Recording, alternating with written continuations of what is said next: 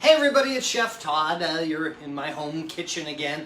Last Saturday, I had just come back from the farmer's market with a whole bunch of fresh strawberries, and I wanted to show you what I do with the freshest flavor of the season, which is not let them suffocate in the container. Lay them out, dry them, wash them, dry them. You can go back and watch that video from last week if you want. But today I've come from my local organic grocery store. Now, I do go to a grocery store nearby because a lot of times they don't have the proteins that I need at the farmer's market.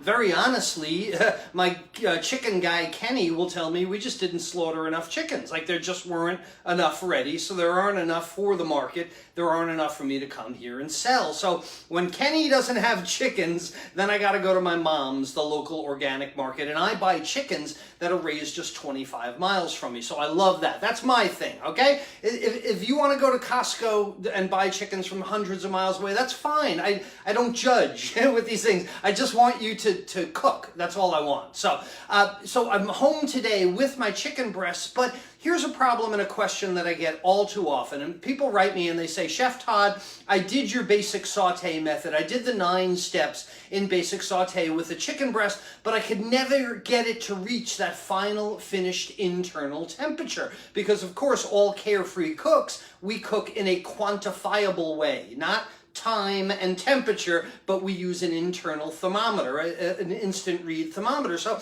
I have a chicken breast and it never gets up to 165 before it burns. You'd be surprised how often I get this question. And the real thing about this question is the fact that saute is meant for something that is relatively thin and already tender. So if you're trying to saute a really thick chicken breast, it makes it really, really difficult because of the direct conductive heat. But this is a great example of how your knife skills are not only meant for fruits and vegetables. I mean, it's great to cut carrots and onions into nice little cubes. That's a lot of fun, you know, and it's great. I enjoy doing it. And people that learn the tip fulcrum method, they tell me they love cutting stuff up. But your knife skills are also meant for controlling these proteins, because the message today is there's a balance between preparing the protein and cooking it correctly on the stove. So I can't put a 5-pound beef roast in a saute pan, and I probably shouldn't subject a really thin fillet of flounder to the intense barbecue grill. So getting the right item in the right method is a big key to cooking. Cooking the wrong item in the wrong way is how you reach a lot of disappointment. So, for the people that keep writing me and saying that my chicken breast won't come to temp before it's burned, there's a solution for this. Now, the first solution is combination cooking method. Take that chicken breast out of the saute pan when you see your fons starting to get kind of brown and black and maybe smoky. Take that out, finish it in the oven under indirect convective heat. That way it'll cook into the middle. Or, like I said, use your knife skills to change the product into something that is then appropriate for the saute method. And I got my 2 chicken breasts here. Let me show you. We'll clean some chicken breasts together today. Let me bring you over here.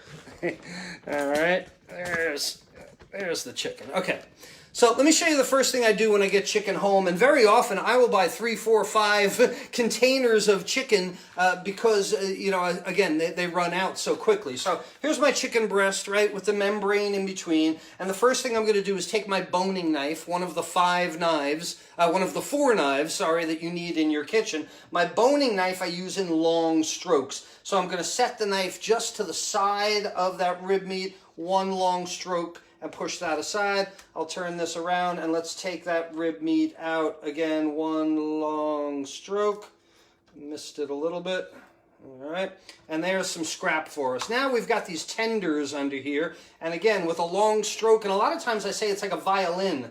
All right, there's a violin stroke, and notice how I held the knife very delicately, and I'll take that tender off, and here's my first chicken breast. The other tender, again, like a violin bow, okay? I'm not gripping it like a club.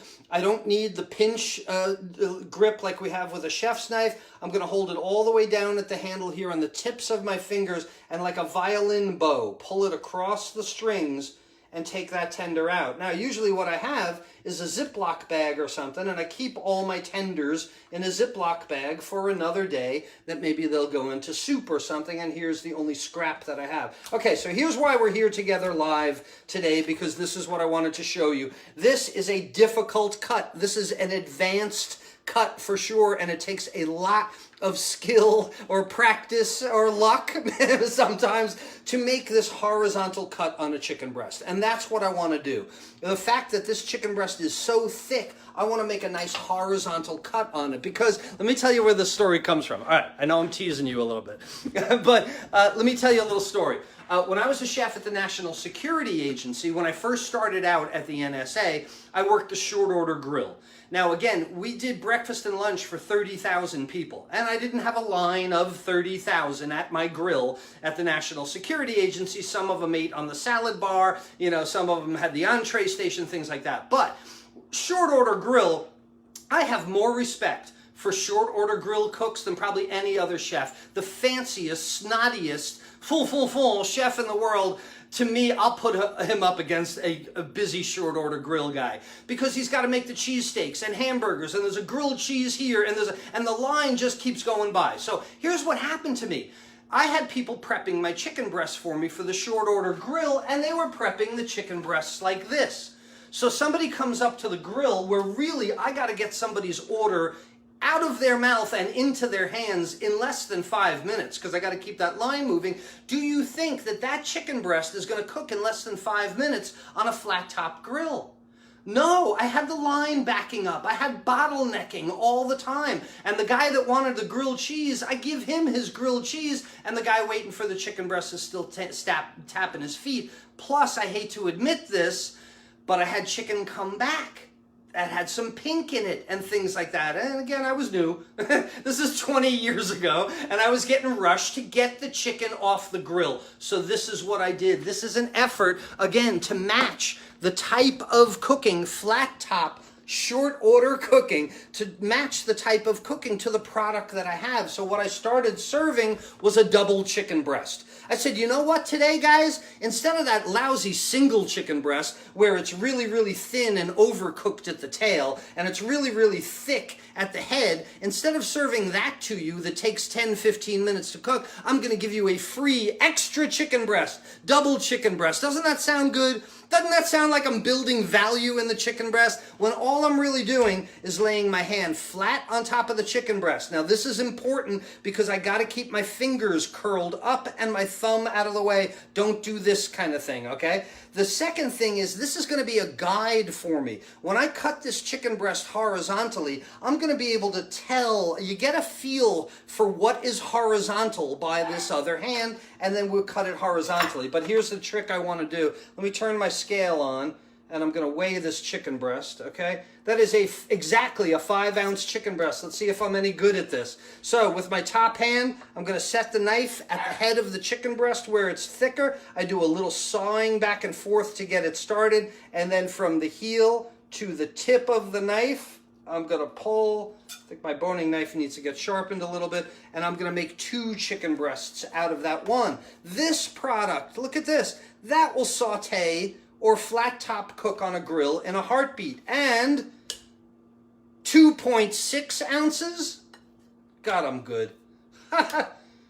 And 2.4 ounces, okay? I'm off by 1/10 of an ounce that I split that chicken breast in half perfectly. Now the idea is, this is made for saute. This is ready to go for direct, intense, direct conductive heat. This is something I can cook in less than 5 minutes, and when I cook 2 of them on the grill, people think they're getting chicken for free because they got a double chicken breast, and it became all the rage. So again, hand down flat on the chicken. I'm going to set the knife about halfway. I move it back and forth slowly to get it started, and then I'm going to pull from the end.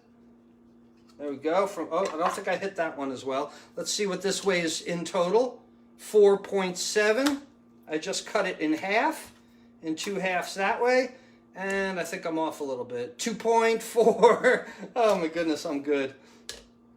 2.4 and 2.3, again, off by only 1/10 of an ounce. But you get the idea. The lesson today is the fact that your knife skills are not only for cutting up onions and broccoli and fruit and so on. Your knife skills have got to be practiced on your proteins as well, because remember, we talk about consistency of cut is consistency of cook.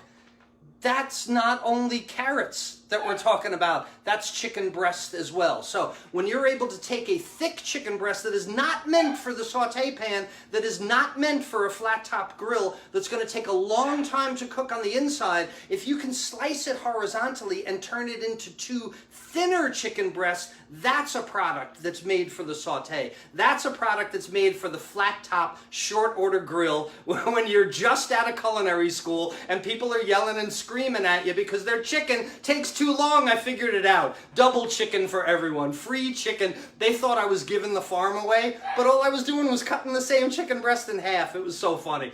Look, if you'd like to know more about how your knife skills dictate the final outcome of your cooking, this relationship between how you use your knives and how your item meets the heat, I've got a free class that I'm doing all weekend long, starting today through the weekend. It's the 3 cooking discoveries that will change your cooking from fair to fantastic. And if you'd like to know more about this, go to webcookingclasses.com/discover.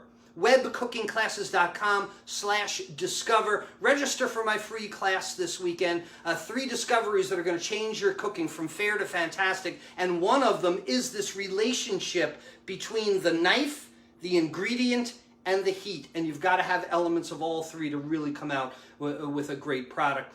Just wanted to jump on here. I'm going to clean some more chicken breasts. What I do is wrap them and freeze them for a later time. All the tenders get frozen. That way in the future I can take out 2 of these and cook them really quickly. I hope you enjoyed our live today. We're going to get together again soon. Maybe I'll do the second part of this and show you how those chicken wind up in the saute pan. But for now, it's Chef Todd Moore reminding you that there's a method to your cooking success. We'll see you soon.